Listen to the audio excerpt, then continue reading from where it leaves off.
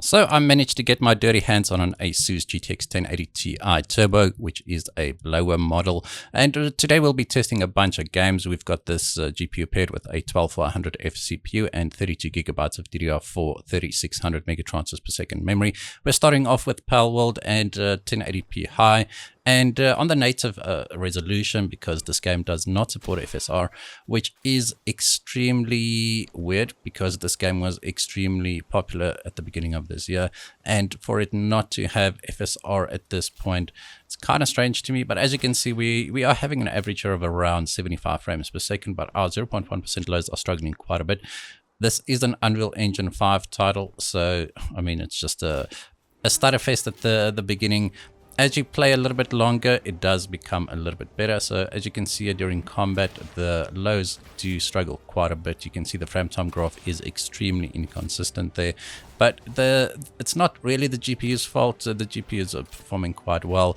It's a mid-range entry-level CPU, but we are able to actually have 100% GPU usage on this GPU at most times. And the stuttering is just basically because it's an Unreal Engine 5 game. And next up, we've got a Remnant 2, and once again, we're just on 1080p at the medium preset, and this is also native, no FSR or anything enabled here. And you can see we aren't really managing 60 frames per second here, which is unfortunate. We are getting close though. It does dip below 60 frames per second every now and again. If you don't mind the drops into the high mid 50s, then this is perfectly playable, definitely. But if you do want a more consistent 60 frames per second experience, you'll have to enable FSR. And here we've got FSR quality. And you can see we are getting around 80 frames per second even in combat. This is actually a pretty good experience and it doesn't look too terrible. Unfortunately, you aren't able to use DLSS with any of the GTX GPUs. Kicking it up to 1440p. We have to use FSR balanced as well to maintain 60 frames per second, but it does look pretty good. Definitely no issues here whatsoever. Now, if we go back again, 1080p, we enable some frame generation, FSR frame generation. You can see we are getting around 120 frames per second, just have a high refresh rate experience. You can enable Nvidia Reflex in this game as well, so the latency is definitely not an issue, especially at these higher frame rates. So definitely something to consider. Unfortunately, I have to use FSR quality at 1080p. Not the biggest fan, but it gets the job done. Now, using the exact same settings at 1440p, you can see we are getting around 90 to 100 frames per second here. Once again, the input latency is not too terrible. It's definitely playable. So if you do have a 1440p monitor, these are definitely settings that you can consider. And FSR set to quality at 1440p is definitely not the worst looking either. So next up, we've got Cyberpunk, and here I've just got the 1080p medium preset selected, although I'm manually enabled or disabled upscaling. So we are running at native resolution here in the middle of Darktown, one of the more demanding areas in this game, and you can see we are basically maintaining 60 frames per second, right? So if you are aiming for 60 frames per second, 1080p medium at a native is definitely going to get you there. We are suffering from some stuttering here. It's not the worst, but our 0.1% lows are definitely not looking as good as it can be, but the overall experience is definitely not terrible. Now, if we move this up to FSR quality or enabling FSR quality here, you can see we get a very decent bump in the frame rate. We now are sitting at around 80 frames per second average. I mean, it does differ between areas. I'm just running around a little bit in this market area in Dogtown, and it is very demanding. So this is pretty much worst case scenario. Outside, it does perform quite a bit better. And also, if you don't have Phantom Liberty, the base game performs slightly better as well. So just keep that in mind. I'm testing worst case scenarios here. So the performance is slightly better than what I'm showing you here. Alright, so now if we move up to 1440p, to maintain 60 frames per second, we have to use FSR balanced, unfortunately. But then again, balanced is not the worst upscaling resolution or upscaling preset to use when you are running at 1440p. I mainly play at DLSS balance at 1440p anyway, just to get a bit of a higher frame rate. And the GTX 1080 Ti is doing admirably here. It is running kind of hot, kind of warm. It does creep up to around 78 degrees Celsius. It's a blower card. It's not the quietest, and it's also not the coolest. But overall, this is a very, very good playable experience. Right, so now next up we've got Starfield, and I just wanted to throw this one in there. We are running a 1080p on the medium preset, which enables the FSR on a 50% resolution scale. So half of your resolution, so 540p basically.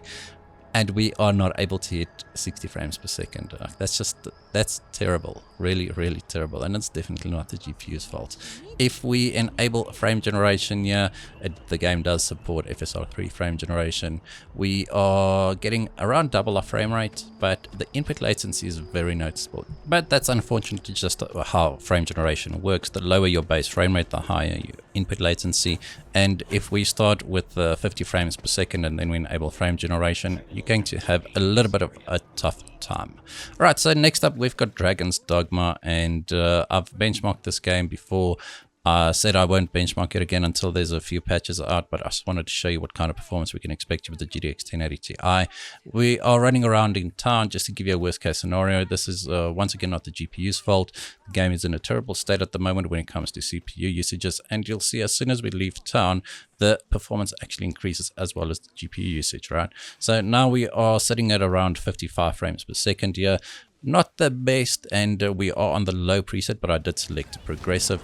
Now if we kick on FSR quality here, our frame rate does actually not increase that much. We were actually in a very intense fight here. So let me show you how you actually kill a griffin in this game. So you can see he's busy eating an ox, so you just kill his food and then it's literally a one shot. There you go, perform some acrobatics, and there you go, you've got a dead griffin and you've leveled up as well.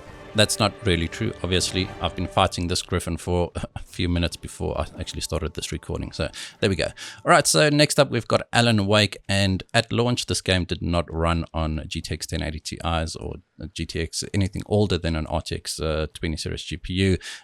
Well, it ran, but very, very poorly. They released a patch, and I can just say that we've got the lowest settings enabled here. We've got FSR quality enabled, and still we're not able to hit 60 frames per second. So even though it works, it's really not playable. Even if you kick on FSR balanced here, you'll see that at times it does go up to around 60 frames per second, but then it drops down into the 40s again. So if you are interested in playing Alan Wake at 60 frames per second, just don't. You'll be best off with 30 frames per second here. So next up, we've got Horizon Forbidden West, and this game is a definite looker. Here we are running at 1080p medium. The low preset actually boosts your performance quite a bit, but the textures disappear. It's actually quite funny. You can check out my RX 7600 video. I test the low textures there. It just looks horrible. But over here, 1080p medium native, we are staying well above 60 frames per second with an average of 77 frames per second here, and very respectable lows as well. Now, if you want to play this game at 1440p, you'll have to use FSR, at least on the quality preset here, and you'll be able to maintain 60 frames per second probably all the time. During my short benchmark run here, even turning around at the top there, looking down at the town, you'll see we do maintain 60 frames per second. It's a very well optimized game. It runs very well even on old hardware, and I'm pleasantly surprised. So if you've got a 1440p monitor, then these are the settings you can definitely use. If you want to play some older games, yeah, we've got Doom Eternal running at 1080p on the Ultra preset. You can actually run this on the Ultra Nightmare preset and it still runs perfectly fine. I just selected the Ultra preset to maintain 144 frames per second to max out a 144 Hz monitor. This game looks very, very good, especially when it's running at a very high refresh rate. And the 1080 Ti is doing very well here. So if we bump up the resolution to 1440p still on the Ultra preset, we are still getting around 120 frames per second here. It's actually, it's crazy how good looking this game is still. It released in 2019, I believe, so it's not that old, but it looks very good. It runs very well, especially or even on older hardware like the GTX 1080 Ti. And I was surprised. I mean, we are getting a very high refresh rate experience here, 1440p Ultra on the native resolution. You do have resolution scaling in this game. No, I don't think it's got DLSS. I didn't see it. But anyway, even if we move this up to 4K, we are getting an above 60 frames per second experience. It did drop below 60 there when that wall broke, but there's quite a lot of action during that specific sequence. So For the rest of the benchmark run, it actually maintained 60 frames per second or above, which is commendable. We had to drop down to the medium preset though. What you can do is you can probably run on the ultra preset and just make use of resolution scaling. Otherwise, even on the medium preset, this game looks plenty good, and at 4K it looks very, very sharp, and it runs extremely well here on the GTX 1080 Ti. And next up, we've got Counter-Strike 2. I'm just showing my settings here at 1080p and just custom settings. This is what the game basically selected here. It says it's the recommended setting for my system. Anyway, so we'll be testing testing my skills here. I haven't played this game for long. I played Counter-Strike Go for quite a while, but also haven't played it in a while. So like I really do suck in competitive shooters, as it'll become very evident the further you move along in this video. As you can see, I'm just dying all the time, but our frame rate is what we're here for, and you can see we are getting around 260 frames per second. So if you do have a 240 hertz monitor, 1080p, you can max that out with the GTX 1080 Ti in Counter-Strike, and that's what it's all about, right? The higher frame rates, the lower input latencies. We've got no FSR enabled here, no upscaling, so this is definitely a very, very good experience. The lows are suffering quite a bit, but this is the first time I'm running Counter-Strike Go on, or Counter-Strike 2 on this machine, so that's to be expected. Also, this is just a normal deathmatch, and bumping the resolution up to 1440p, you can see we are still above 200 frames per second. It's not going to be above 200 at all times, but I'm just showing you that you can actually run this game at 1440p at a high refresh rate experience as well. Now upscaling once again, and I do think that the more serious players do change their graphics settings even lower to get a higher frame rate, and it's actually quite amazing to see that this game runs the GTX 1080 Ti at 100% GPU usage there. Counter-Strike Go would never. Alright, so then next up we've got Apex Legends, and I've got no idea how to play this game. Like, if my skill was not apparent in Counter-Strike 2, then it would become apparent in this game. Like, I've got no idea what I'm supposed to be doing. It's I believe it's basically the same as Warzone, but just with 3 players, so maybe trios in Warzone.